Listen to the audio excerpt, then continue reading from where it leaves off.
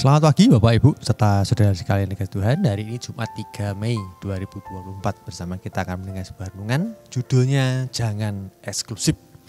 Mari sebelumnya kita berdoa. Bapa surga, kami ucap syukur Tuhan atas hari baru yang Tuhan boleh berikan pada setiap kami, supaya kami boleh berada di tempat ini bersama mendengar firman Tuhan. Ya, renungan ini boleh membuat kami terbuka dan kami boleh saling berbagi karena hal itu yang Tuhan inginkan untuk kami bisa berbagi dengan sama kami. Ini Tuhan doa kami di dalam nama Tuhan kami Yesus Kristus kami berdoa. Amin.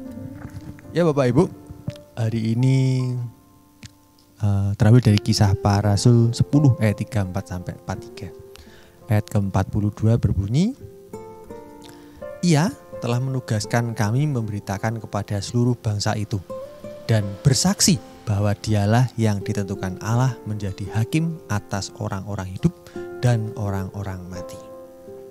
Ya Bapak Ibu, dalam kisah Cornelius, ini adalah seorang non-Yahudi yang saleh dan takut akan Allah.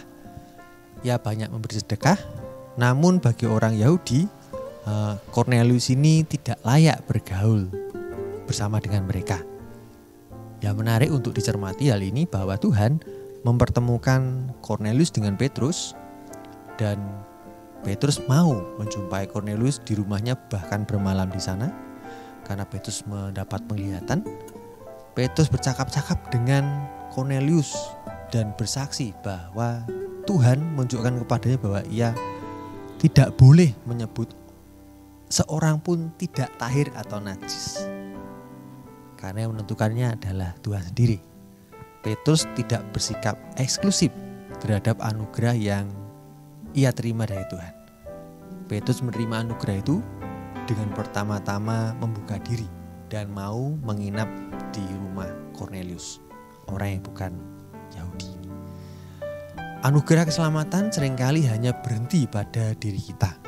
Kita menjadi begitu eksklusif sehingga kita tidak mau bergaul dengan orang dan membuka diri terhadap orang lain.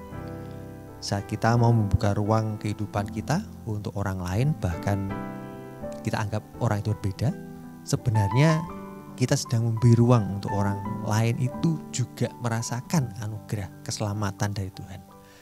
Saat kita bersikap begitu eksklusif, maka keselamatan kita pun hanya untuk kita sendiri, dan kita tidak mau mengajak orang lain mencicipi keselamatan Tuhan itu.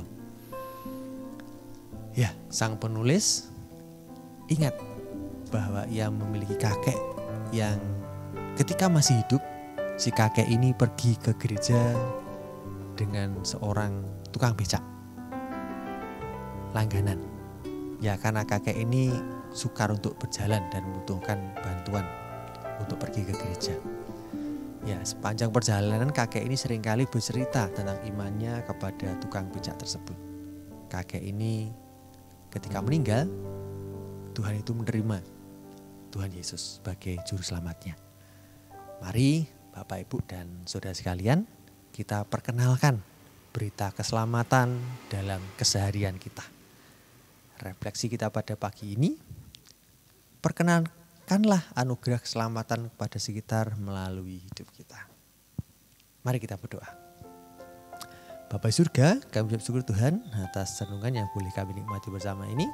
Kiranya ini membuat kami boleh berbagi dengan sama kami, menceritakan kebaikan Tuhan untuk orang-orang di sekitar kami, untuk orang-orang yang tidak layak pun sekalipun.